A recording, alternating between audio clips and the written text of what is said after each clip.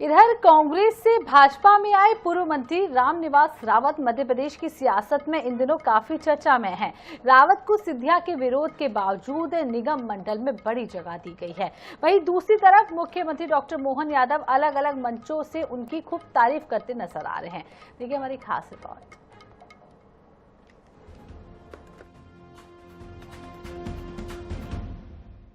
मुख्यमंत्री का ये भाषण सुनिए। ऐसे कम ही नसीब वाले नेता हैं जो कांग्रेस से भाजपा में आए हों और उन्हें पद भी मिला हो, और डॉक्टर मोहन यादव की इस कदर तारीफ भी।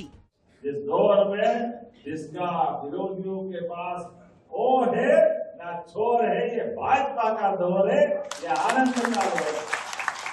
आज के इस अवसर पर मंच पर विराजमान हमारे नव नियुक्त लेकिन काम के लिए कर्मठ और ज्ञान के लिए, जानकारी के लिए रामनिवास रावत जी से बढ़िया प्रशासनिक कोई दक्षता हो नहीं सकती। हम सब मूल रूप से भाजपा के कार्यकर्ता और भाजपा के कार्यकर्ता अच्छे बुरे सब में परिवार की तरह रहते हैं। मुख्यमंत्री डॉक्टर मोहन यादव और प्रदेश अध्यक्ष हेमंत खंडेलवाल दोनों ने मजबूती से रामनिवास रावत का समर्थन किया। रावत वन विकास निगम के अध्यक्ष बना दिए गए। वहीं दूसरी तरफ सिंधिया समर्थक नेता मुख्यमंत्री और प्रदेश अध्यक्ष से मुलाकात भी नहीं कर पा रहे हैं। मेरी प्राथमिकता वन्य क्षेत्र में रहने वाले गरीब आदिवासियों, गरीब व्यक्तियों, गरीब वनवासियों को जंगल के माध्यम से रोजगार दिलाना, ऐसे फॉरेस्टेशन लगाना जो काम आ सकें रोजगार के लिए, और जंगल का भी नुकसान हो। ये दोनों प्राथमिकताएं मेरी साथ साथ रहेंगी। आपने बहुत महत्वपूर्ण बात कही थी कि वन लगाने से ज्यादा जरूरी है कि वन को कटने से बचाना। ऑक्सीजन का भी आपने महत्व बताया कि जो जीवन दायिनी है वो वन ही है। किस तरह से उनकी सुरक्षा के लिए कुछ प्लानिंग मन में या कभी विचार शुरू से आता रहा होगा, क्योंकि आप वन मंत्री भी रहे हैं?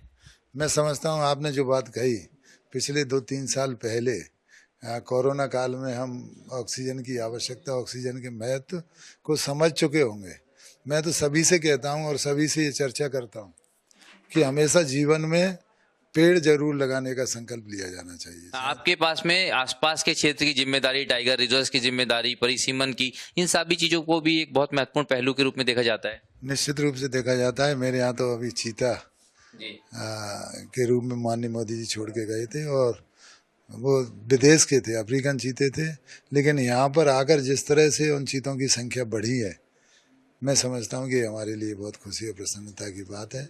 चीता सफारी जिस दिन बन जाएगी उस दिन हमारे क्षेत्र को रोजगार भी मिलेगा, लोग भी बढ़ेंगे, और इसी तरह से टाइगर सफारियों की पिछले 3-4 वर्षों में संख्या भी बढ़ाई है।